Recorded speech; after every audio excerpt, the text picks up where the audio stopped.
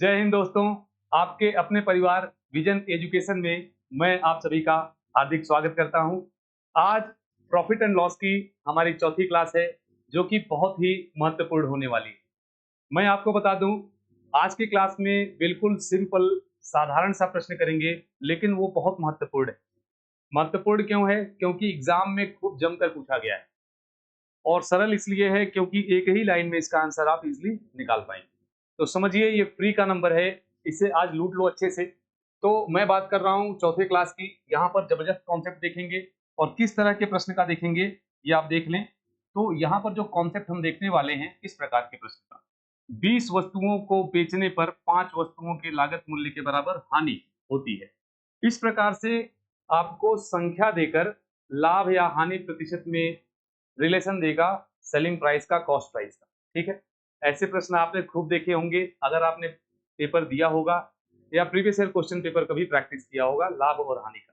ठीक है, तो ये प्रश्न आज के बाद आप देखेंगे तो इजिली एक ही लाइन में कर पाएंगे। सिंपल सा कॉन्सेप्ट है, और ऐसे हर प्रकार के क्वेश्चन अभी हम डिस्कस करेंगे।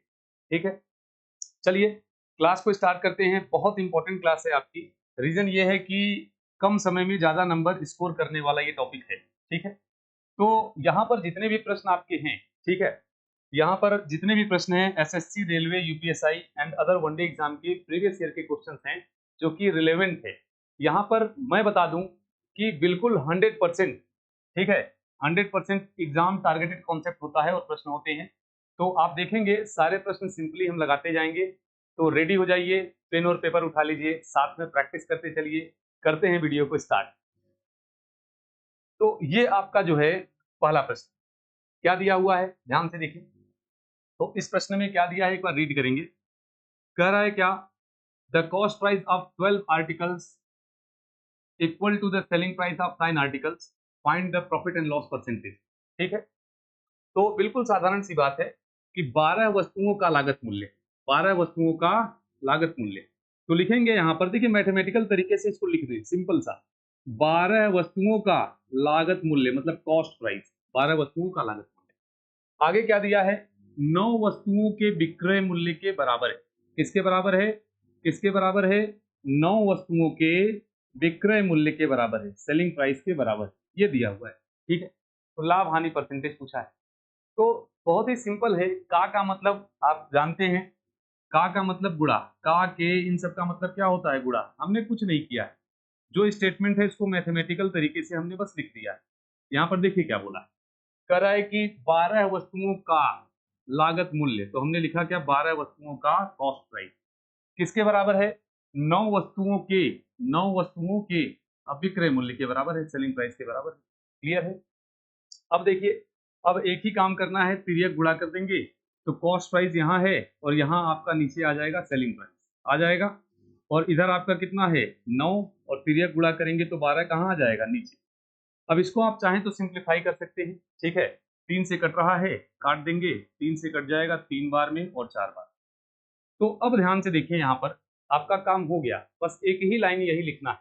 अब देखिए ध्यान से, कॉस्ट प्राइस कितना है? लागत मूल्य 3 यूनिट, मतलब 3 यूनिट में खरीदा गया है, और सेलिंग प्राइस विक्रय मूल्य कितना है? 4 यूनिट, 4 यूनिट में बेचा गया है कि नहीं? तो इस प्रकार से आपको करना है। पहले ये स्टेटमेंट देखिए, फर्स्ट प्रश्न, पहला क्वेश्चन है, आराम से समझेंगे। पहले ये इक्वेशन आप बना लेंगे, और बहुत आसान है, आप समझ गए हैं कि बनाना कैसे। उसके बाद फिर आप कैलकुलेशन करके इसको इस प्रकार से ले आएंगे, तिर्यक गुणा करेंगे। कॉस्ट प्राइस यहाँ है, यहाँ सेलिंग प्राइस है, लिख देंगे cost price divide by selling price, और यहाँ 9 के नीचे तिर्यक गुणा करेंगे, 12 आ जाएगा। कट गया आपका आराम से 3 से 3 बार में, और 3 से 4 बार। सिंपलेस्ट फॉर्म में हमने लिख दिया। अब कॉस्ट प्राइस के सामने कितना है? 3। तो आप समझ लेंगे कि वस्तु का लागत मूल्य 3 यूनिट है, 3 इकाई में खरीदा गया है, और विक्रय मूल्य कितना है? 4, मतलब 4 यूनिट में इसको बेचा गया है। तो हमको ये बताइए आप, कोई वस्तु 3 में खरीद कर अगर 4 में बेची जाएगी तो कितने का लाभ होगा? 1 यूनिट का लाभ होगा। 1 यूनिट का क्या होगा? लाभ होगा। बिल्कुल। तो लाभ प्रतिशत आप निकाल सकते हैं आराम से। लाभ प्रतिशत कैसे निकलेगा? प्रॉफिट परसेंटेज कैसे निकलेगा? लाभ बटा क्रय मूल्य गुणे 100। लाभ 1 इकाई का है, और क्रय मूल्य कितना है? 3। तो 1/3 गुणे 100 करेंगे, और 100 को 3 से आप डिवाइड कर देंगे, 33.33 या 33 सही 1/3 इसका करेक्ट आंसर होगा। इतने परसेंट का यहाँ पर क्या है, लाभ। क्लियर है? तो करेक्ट आंसर कौन सा होगा, बी, 33 सही 1/3%। क्लियर है? इसमें कोई दिक्कत नहीं, आराम से होता है। तो इजिली इस प्रकार से हम कर सकते हैं। अगला प्रश्न आप देखेंगे, देखिए कई क्वेश्चन है, करना आपको बिल्कुल इसी पैटर्न पर। ठीक है, जैसे यहाँ देखिए क्या दिया है, कह रहा है 72 वस्तुओं का लागत मूल्य। तो 72 वस्तुओं का लागत मूल्य लिख देंगे ऐसे, 72 वस्तुओं का कॉस्ट प्राइस। ठीक है, किसके बराबर है, आगे दिया है 66 वस्तुओं के विक्रय मूल्य के बराबर है। तो यहाँ लिख देंगे 66 वस्तुओं के सेलिंग प्राइस के इक्वल है। बस एक लाइन लिखना है। क्लियर है? अब देखिए ध्यान से, यहाँ पर 6 से आपका कट रहा है, दोनों 6 से कट जाएगा, ये 12 बार में, और ये कट जाएगा 11 बार। ठीक है, अब तिर्यक गुणा कर देंगे cost price divide by selling price. तो यहाँ पर देखिए 11/12 आएगा, क्रॉस मल्टीप्लाई तिर्यक गुणा करने के बाद। तो यहाँ पर साफ साफ दिख रहा है, वस्तु का लागत मूल्य 11 है और विक्रय मूल्य 12 है। 11 की वस्तु अगर 12 में बेची जाएगी तो 1 यूनिट का लाभ होगा। कितने का लाभ होगा, 1 यूनिट का। तो आराम से आप लाभ प्रतिशत निकाल सकते हैं, प्रॉफिट परसेंटेज। वो कैसे निकलेगा, लाभ बटा क्रय मूल्य गुणे 100। लाभ कितने का है, 1 का, कॉस्ट प्राइस कितना है, 11। नीचे हमेशा कॉस्ट प्राइस रखेंगे और 100 से गुणा करेंगे। तो कितना आ गया, 9 होल 9.09 आप लिख सकते हैं इसको, या फिर 9 सही, इसको क्या लिख सकते हैं, 9 सही 1/11%। देखिए ये सब हमने फर्स्ट क्लास में आपको कराया है, इंट्रोडक्शन क्लास में। तो कभी भी fraction to percentage, percentage to fraction जाना है तो यहाँ ये आपको बिल्कुल याद रहे तो ज्यादा अच्छा है। ठीक है, टाइम हमारा सेव होगा। तो करेक्ट ऑप्शन कौन सा होगा इसमें, करेक्ट ऑप्शन आपका होगा 9.09, ए बिल्कुल करेक्ट ऑप्शन। ठीक है, चलिए बढ़ते हैं आगे, लगाइए हमारे साथ हम। अब आपने कॉन्सेप्ट समझ लिया है, साथ में प्रश्न लगाएंगे। देखिए यहाँ पर प्रश्न बहुत ही साधारण सा है, आपका इक्वेशन बनाना है मैथमेटिकल तरीके से, क्रॉस मल्टीप्लाई करने के बाद डायरेक्ट आंसर। ठीक है, इतना ही करना है। तो यहाँ देखेंगे क्या दिया है, कह रहा है कि 49 वस्तुओं का लागत मूल्य, कितनी वस्तुओं का, 49 वस्तुओं का। तो 49 वस्तुओं का कॉस्ट प्राइस किसके बराबर है, 56 वस्तुओं के विक्रय मूल्य के बराबर है। तो 56 वस्तुओं के सेलिंग प्राइस के बराबर है, लिखना बस इतना ही है। ठीक है, अब इसको कैलकुलेट कर लें। यहाँ ये कट गया 7 से, 7 सते 49 और 7 बटे 56।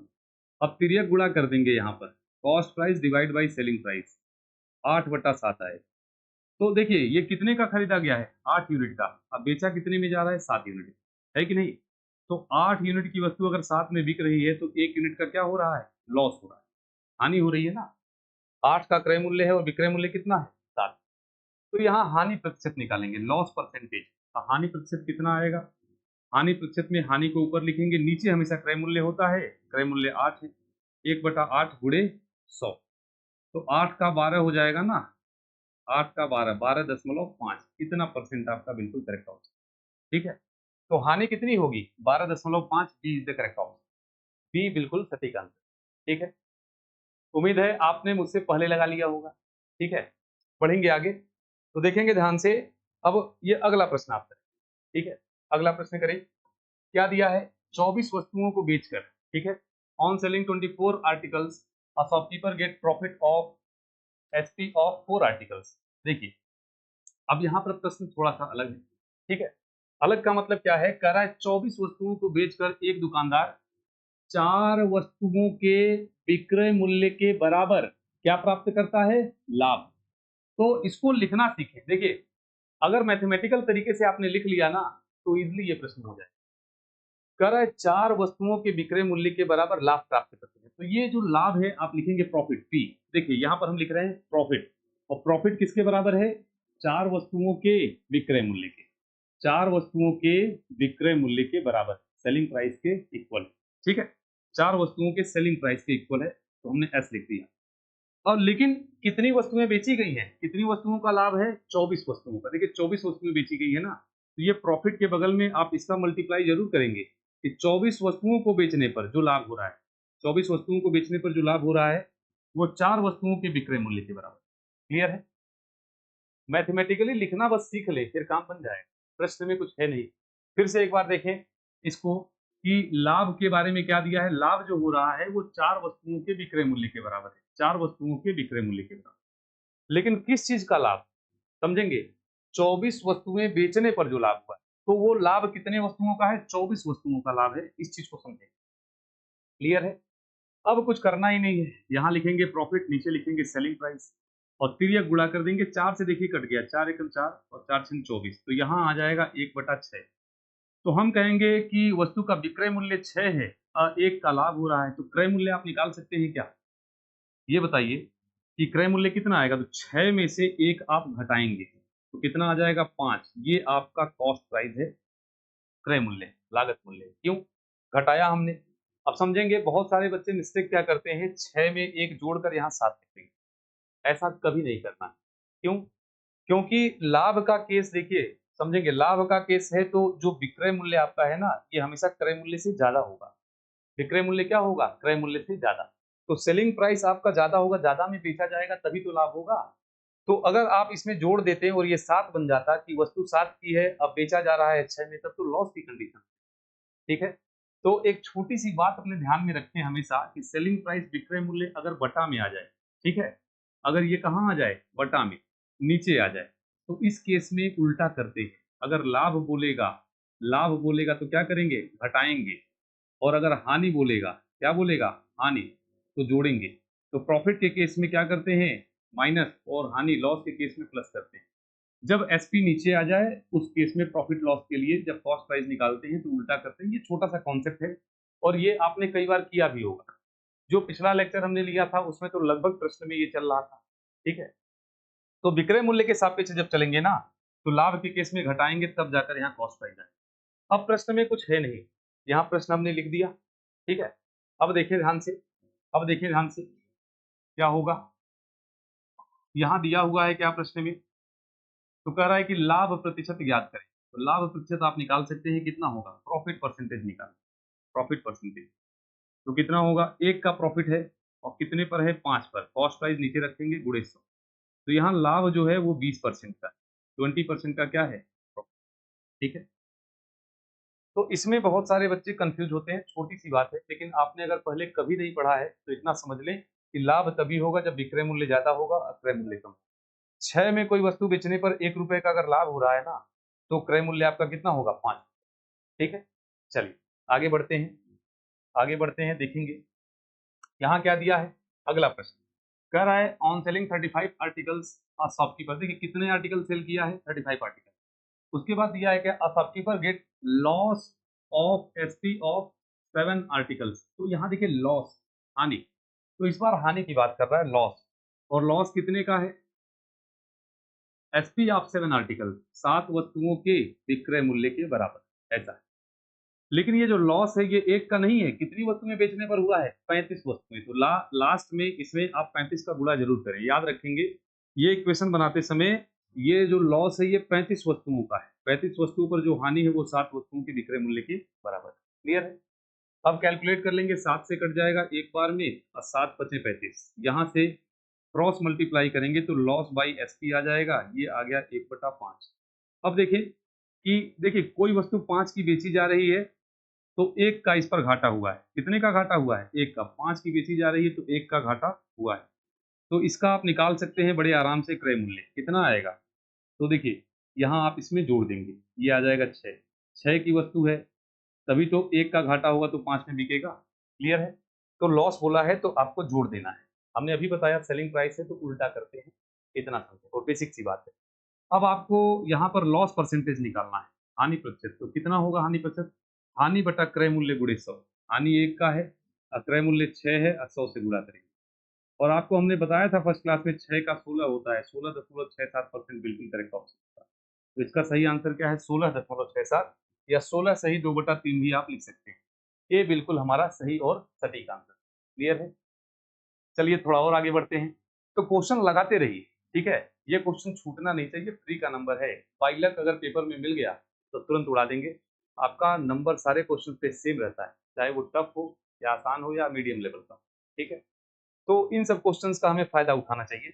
आगे देखेंगे क्या कर रहा है प्रश्न में। 88 वस्तुओं को बेचकर, देखिए 88 वस्तुओं को बेचकर एक व्यक्ति 8 वस्तुओं के विक्रय मूल्य, 8 वस्तुओं के विक्रय मूल्य के बराबर, 8 वस्तुओं के विक्रय मूल्य के बराबर हानि होती है। तो लिखेंगे हानि किसके बराबर हो रही है? 8 वस्तुओं के विक्रय मूल्य। लेकिन ये हानि कितनी वस्तुओं पर है? 88 वस्तुओं को बेचने पर ये हानि हुई है। 88 वस्तुओं को बेचने पर ये हानि हुई। ठीक है? अब देखिए ध्यान से 8 से कट गया, 8 से कट जाएगा 11। फिर ये गुणा करेंगे, लॉस डिवाइड बाई एस लिखेंगे, 1/11 लिख देंगे इस प्रकार से। तो देखिए विक्रय मूल्य कितना है? 11 और 1 की हानि हुई है। तो कितने की वस्तु होगी बताइए? 12 की होगी। कितने की होगी? 12 की। तभी तो 1 की हानि हुई तो 11 में बिका। क्लियर है? तो ये आपका कॉस्ट प्राइस आ गया। अब ध्यान से देखेंगे, यहाँ पर हानि हुई है तो लॉस प्रतिशत निकालेंगे, लॉस परसेंटेज। और कैसे निकलेगा?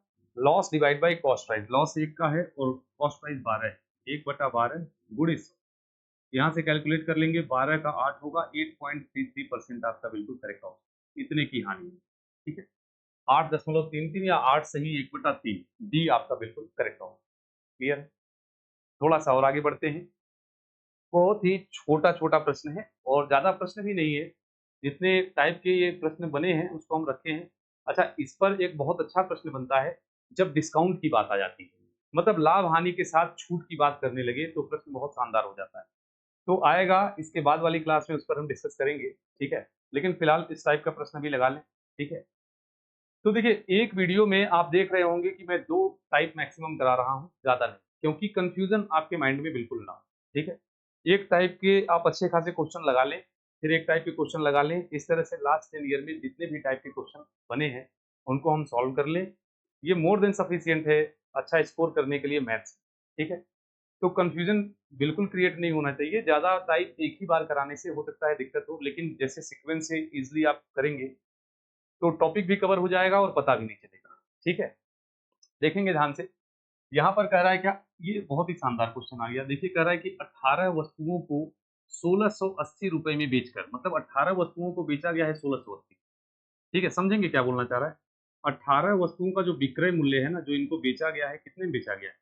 ये ₹1680 में दिया है, बेचा गया है, ऐसा। ठीक है? और उसके बाद कह रहा है एक व्यक्ति 3 वस्तुओं के लागत मूल्य के बराबर घाटा प्राप्त करता है, मतलब लॉस हो रहा है। ठीक है? कोई दिक्कत नहीं, यहाँ लिख देंगे लॉस। जैसे लिख रहे थे वैसे ही सेम वही कॉन्सेप्ट है। तो लिख देंगे यहाँ पर लॉस। अच्छा, लॉस के लिए क्या दिया है? कह रहा है क्या? 3 वस्तुओं के लागत मूल्य की, 3 वस्तुओं के कॉस्ट प्राइस के बराबर घाटा हो रहा है। लेकिन ये जो घाटा है ना, ये कितनी वस्तुओं को बेचने पर है? 18। तो लिखेंगे 18 वस्तुओं का ये लॉस है। यहाँ से अब वही काम करेंगे जो कर रहे थे। 3 से कट जाएगा एक बार में और 3 छक 18, ये 6 आ गया।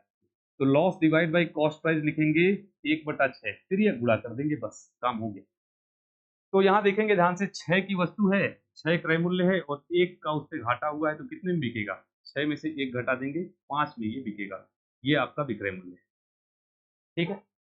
6 की वस्तु है, लागत मूल्य है, 1 का लाभ है, 5 में बिकेगा। अब आगे चलेंगे। हमसे क्या बोल रहा है कि तो लागत मूल्य ज्ञात करो। मतलब हमें कॉस्ट प्राइस निकालना है, 6 इकाई का मान निकालना है, लागत मूल्य ज्ञात करना है। ठीक है? कैसे करेंगे ध्यान से देखिए। पहले तो विक्रय मूल्य दिया है प्रश्न में, लेकिन कुछ इस प्रकार से दिया है कि 18 वस्तुओं का विक्रय मूल्य कितना है? 1680 है। अच्छा, 18 वस्तुओं का विक्रय मूल्य अगर इतना है तो एक वस्तु का विक्रय मूल्य कितना होगा? ध्यान से देखिए। सीधी-सी बात है, 18 से भाग दे देंगे। यहाँ पर अगर आप निकालना चाहें एसपी ऑफ वन आर्टिकल तो कितना हो जाएगा? 1680/18 है कि नहीं? कितना रुपए हो जाएगा? तो ये दिया हुआ है ना, इसका मान है विक्रय मूल्य 5 इकाई है। यहाँ पर देखिए एक यूनिट दिया हुआ है, विक्रय मूल्य 5 यूनिट है और इसका मान कितना दिया है? 1680/18। तो विक्रय मूल्य तो हमें दिया ही है रुपए में, हम क्रय मूल्य निकालेंगे तो यहाँ लिखेंगे 1680/18। अब क्या करेंगे? 5 इकाई का ये मान था, कितने का मान था? 5 इकाई का, तो 5 से भाग देंगे और 6 इकाई का मान निकालना है तो 6 से गुणा कर लेंगे, कैलकुलेट कर लें, आ जाएगा। ठीक है? तो 6 से कट गया, 6 त्रिक 18 और 3 से कट जाएगा आपका, यहाँ पर 3 से कट जाएगा, 3 पचे 15, 3 छक 18 और 5 से कट जाएगा आपका, 5 एकम 5, 5 एकम 5, 5 दूना 10, 112। क्रय मूल्य कितना आ गया प्रत्येक वस्तु का? 112। क्लियर? तो हम समझेंगे, यहाँ जो क्रय मूल्य और विक्रय मूल्य आता है, जो अनुपात आता है, ये एक वस्तु का आता है, प्रत्येक वस्तु का। तो 18 वस्तु का विक्रय मूल्य डायरेक्ट यहाँ पुट नहीं करेंगे कि डायरेक्ट पुट करके कैलकुलेट करें, फिर आंसर भी मैच नहीं करेगा। ठीक है? तो करेक्ट ऑप्शन आपका 112 होगा, सी बिल्कुल सही आंसर। ठीक है? चलिए बढ़ेंगे थोड़ा सा और आगे। ये आपका लास्ट क्वेश्चन है आज का। ठीक है? तो ये जो अंतिम प्रश्न है, इसे देख लेते हैं। ठीक है? यहाँ पर दिया हुआ है 21 वस्तुओं का। देखिए 21 वस्तुओं को 1620 रुपए में बेचने पर एक व्यक्ति को 3 वस्तुओं के लागत मूल्य का 3 वस्तुओं के लागत मूल्य का घाटा प्राप्त होता है। तो जो घाटा प्राप्त हो रहा है ये 3 वस्तुओं के लागत मूल्य का है, कॉस्ट प्राइस का है, यही है। लेकिन घाटा कितनी वस्तुओं को बेचने पर हुआ है? 21 वस्तुओं को। 21 वस्तुओं को बेचा गया है, तब जो घाटा हुआ है वो 3 वस्तुओं के कॉस्ट प्राइस के बराबर है। 3 से कट जाएगा 7 बार में, loss divide by cost price कितना आ गया? 1/7। अब ध्यान से देखिए, वस्तु का लागत मूल्य 7 है और 1 का घाटा हो रहा है। 7 में 1 घटाएंगे कितना आ जाएगा? 6। ये विक्रय मूल्य है। ये क्या आ गया? Selling price. क्लियर है? अब बड़े आराम से आप कर सकते हैं। ठीक है, तो देखेंगे ध्यान से। इस बार प्रश्न में दिया है क्या? वस्तु का 1620 रुपए में बेचकर। अच्छा, 21 वस्तुओं को 1620 में बेचा जा रहा है, तो 21 वस्तुओं का विक्रय मूल्य अगर 1620 है, तो ये देखिए 6 यूनिट जो विक्रय मूल्य है इसको रुपए में कैसे लिखेंगे? लिखेंगे 1620 और यहाँ एक वस्तु का विक्रय मूल्य लिखते हैं, तो यहाँ 21 से भाग देंगे क्योंकि ये 21 वस्तु का विक्रय मूल्य है, हमको एक वस्तु का यहाँ रखना है। तो हमसे कॉस्ट प्राइस पूछा है, आराम से निकाल लें यहाँ।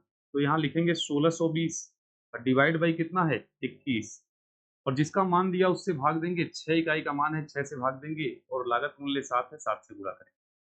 कैलकुलेट कर लें आराम से। 7 से कट गया, 7 त्रिक 21, 3 से कट जाएगा ये, 3 से कट जाएगा, 3 पचे 15, 1 16, 3 चौके 12, 6 9 54, 90 आ गया। कितना आ गया? 90 रुपए। तो करेक्ट ऑप्शन क्या है? 90। तो सी ऑप्शन आपका बिल्कुल करेक्ट है। ठीक है, तो आज की क्लास बहुत ही इंटरेस्टिंग थी। उम्मीद है आपने कॉन्सेप्ट सीखा होगा, इजीली इसे अप्लाई करके आंसर निकाल लेंगे। ज़्यादा सोचना नहीं है प्रश्न में, काफ़ी आसान है। बस जो स्टेटमेंट दिया है उसको मैथमेटिकली लिखें और सॉल्व करें, इतना ही करना है। ठीक है, अब ध्यान से देखें, मैं आपको बता दूं जो क्लास है इसका अगर आप पीडीएफ नोट्स चाहते हैं, ठीक है, तो विजन एजुकेशन करके आपको प्ले स्टोर पर विजन क्लासेस गोरखपुर डालेंगे या फिर आप डिस्क्रिप्शन में नीचे लिंक में देख सकते हैं, ऐप आपको मिल जाएगा। ऐप डाउनलोड कर लें। टेलीग्राम लिंक मिल जाएगा, उससे भी आप ज्वाइन कर सकते हैं। यहाँ पर रेगुलर डेली जो क्लासेस होती हैं उसका पीडीएफ पीपीटी, और साथ साथ में इतना ही नहीं, मैं आपको बता दूं पीडीएफ नोट्स तो आपको मिलेगा, टेस्ट सीरीज भी मिल जाएगी पर्टिकुलर इस टॉपिक की। बहुत सारे टेस्ट सीरीज आपने लगाए होंगे, लेकिन प्रॉफिट एंड लॉस में और अदर किसी चैप्टर में टॉपिक वाइज आपको टेस्ट नहीं मिलता है। जैसे हमने आर्टिकल पर लगाया तो इस पर टेस्ट आप कर लेंगे। कल करेंगे डिसऑनेस्ट डीलर, बेईमान दुकानदार, बहुत इंपॉर्टेंट और बहुत अच्छा टॉपिक है। बहुत भर भर के प्रश्न मिलते हैं एग्जाम में इससे। तो हर एक इंडिविजुअल टॉपिक को स्ट्रॉन्ग करें। ठीक है, तो छोटी छोटी चीजों को लेकर आगे बढ़ेंगे ना स्टेप बाय स्टेप, तो चीजें बहुत स्ट्रॉन्ग हो जाएंगी। ठीक है, तो ऐसे ही हम करेंगे, एक क्लास में 1 से 2 टॉपिक कवर करेंगे और धीरे धीरे पूरा चैप्टर हमारा कंप्लीट हो जाएगा। ठीक है, तो उस टॉपिक वाइज टेस्ट को भी आप देख सकते हैं पढ़ने के बाद कि कितना स्कोर आपका आ रहा है। तो मैं बताऊं, नीचे डिस्क्रिप्शन में आज आपने लगाया, इसका टेस्ट आप दे सकते हैं। ठीक है, वो लिंक मैं दे दूंगा आपको। प्रैक्टिस सेट आपको यहाँ से मिल जाएगा, प्रीवियस ईयर क्वेश्चन पेपर आपको इजीली यहाँ से अवेलेबल होगा। तो ये सब आप कर सकते हैं, नीचे लिंक में आप ऐप डाउनलोड कर लें। ठीक है, विजन क्लासेस। अदरवाइज आप टेलीग्राम में जुड़कर या फिर डिस्क्रिप्शन से डायरेक्ट लिंक से आप इसे डाउनलोड कर सकते हैं। चलिए मिलेंगे फिर अगली क्लास में, तब तक के लिए जय हिंद, जय भारत।